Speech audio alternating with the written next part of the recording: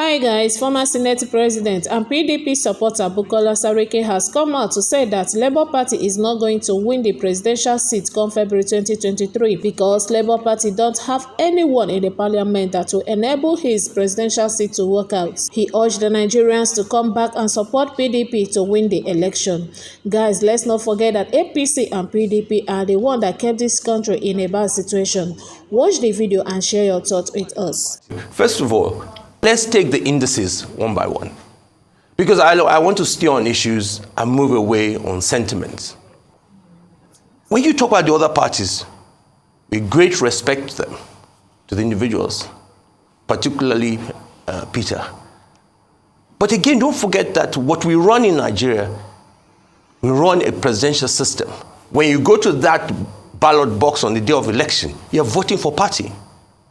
You don't see Peter, you see a party. Now, a party where from day one, you don't have candidates in all the parliamentary seats. So already from day one, there's a recipe for disaster because you know that the executive and the legislature are not going to have a majority. And a lot of people, when you ask them, what is their concern now? They tell you restructuring. These are things that need constitutional review. These are things that need you also to have a majority in the National Assembly. Investors are no longer satisfied with executive orders. They want to see legislation to support investment. So if you're a party, a small party, that you don't even have the spread, because we've seen the experience in 2015, let's move away from intention to reality and practicality. The practicality why APC has failed, because APC really was a special vehicle party to win election, not a party that was built with cohesion.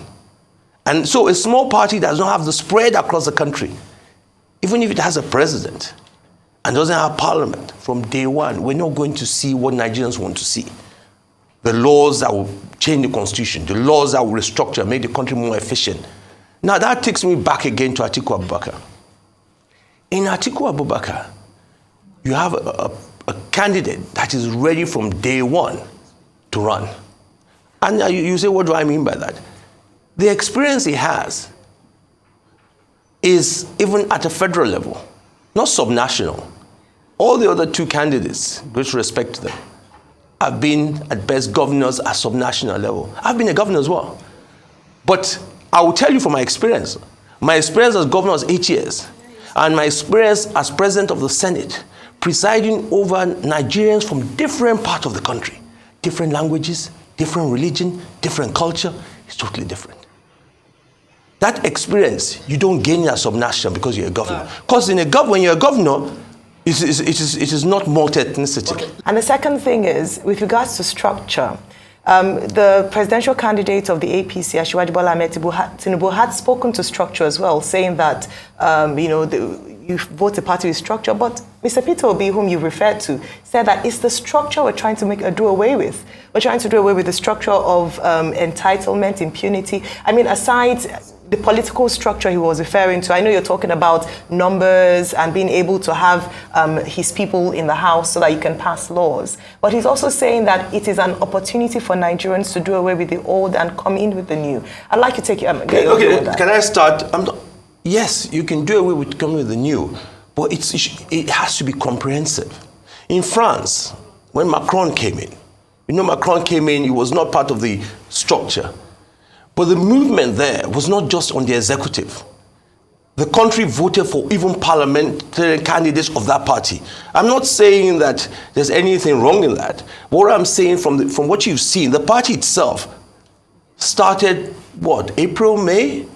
These kind of movements should have started much earlier, where it's not just the presidential. That's the point I'm making, that it must also be a House of Assembly, National Assembly, where a party from day one does not have candidates filling all the positions in National Assembly. It's already a problem. That's the point I'm making. I'm not saying that I'm not talking about structure in that sense. I'm talking about, so from day one, based on my experience, and I'm sure you've seen it, it means that government will not be functional, because definitely will not have that support to be able to drive, because all this is for what? Is to drive those changes. So when you are promising as a presidential candidate, oh, when I get there, I will make sure that the states have powers, I'll make sure that this will happen. It can only happen if you have that support. So that's the point I'm making there.